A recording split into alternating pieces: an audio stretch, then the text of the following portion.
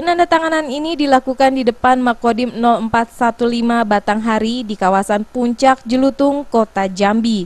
Setiap anggota menandatangani perjanjian untuk tidak menggunakan, mengedarkan, serta tidak membackingi narkoba. Dalam perjanjian bermaterai tersebut, para tentara ini bersedia dipecat jika melanggar ketentuan tersebut.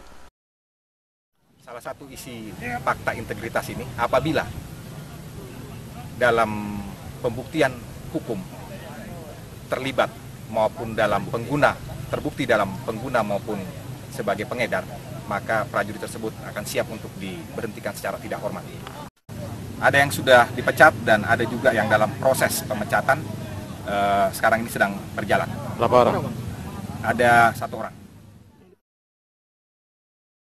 Saat ini Kodim 0415 Batanghari sudah memecat seorang anggota dan seorang lagi masih dalam proses karena menggunakan narkoba. Peredaran narkoba di Jambi saat ini sudah sangat memprihatinkan. 4 jalur masuknya narkoba kini sedang diawasi ketat kepolisian. Keempat jalur tersebut adalah dari Batam melalui jalur laut di Kabupaten Tanjung Jabung Barat dan Timur, dari jalur darat Jambi, Palembang, Jambi, Sumbar melalui Kabupaten Bungo, serta jalur lintas barat Jambi, Riau. Dari Jambi, Yos Rizal melaporkan.